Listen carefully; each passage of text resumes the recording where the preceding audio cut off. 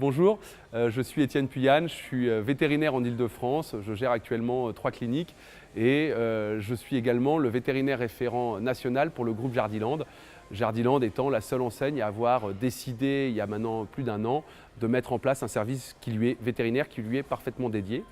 Donc on est là aujourd'hui pour parler d'une problématique en fin d'actualité le 20 juin, qui est l'apparition des chaleurs. Je suis un peu là pour vous expliquer ce que réellement vous allez faire quand la température de votre environnement va augmenter et que votre animal va le subir. Il faut savoir que les mammifères domestiques que nous avons nous en magasin sont des mammifères qui n'ont pas de glande sudoripare, c'est-à-dire qu'ils ne transpirent pas. Ils ont donc à ce titre-là des problématiques beaucoup plus importantes à réguler leur température quand l'environnement s'échauffe. Quand il fait froid, il n'y a pas de souci, ils ont des poils. Quand il fait chaud, c'est beaucoup plus compliqué.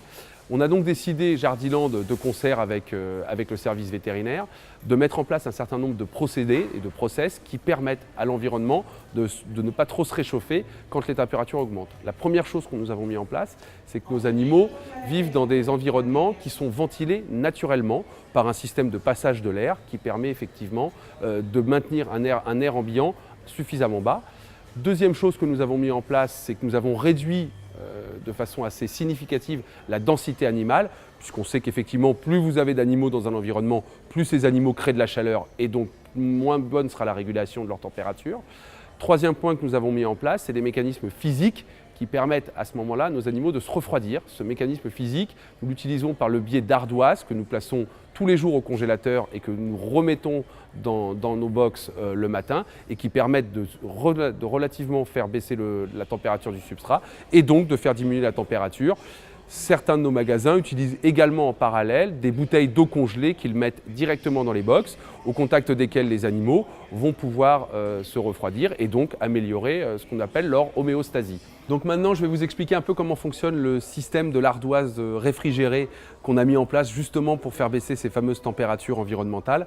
On dispose dans nos magasins d'armoires réfrigérées dans lesquelles les ardoises sont déposées tous les soirs pendant la nuit pour qu'elles se refroidissent. Le matin, à chaque ouverture de magasin, les ardoises sont prises et placées sous la litière des animaux et qui vont permettre de maintenir pendant une durée de 6 à 7 heures un refroidissement suffisant de l'environnement.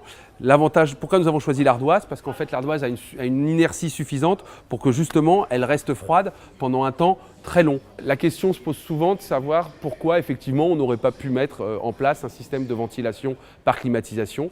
Tout simplement parce qu'il est avéré aujourd'hui et connu aujourd'hui que les systèmes d'air circulant par climatisation sont affreusement néfastes au niveau respiratoire et que bien entendu nous préférons avoir des animaux qui règlent leurs problèmes de température plutôt que des animaux qui tombent malades et qui déclenchent éventuellement des maladies respiratoires. Ce qu'il faut savoir, c'est que vos animaux, quand leur température corporelle va s'élever, ils vont nécessairement et physiologiquement stopper leur activité physique, voire parfois développer une activité qu'on pourrait assimiler à de la léthargie, qui est parfaitement normale et qui est une adaptation normale et biologique à un environnement qui s'échauffe. Donc ne vous alarmez pas, un animal qui a chaud est un animal qui ne se déplace pas et qui ne bouge pas, comme le chien et comme le chat.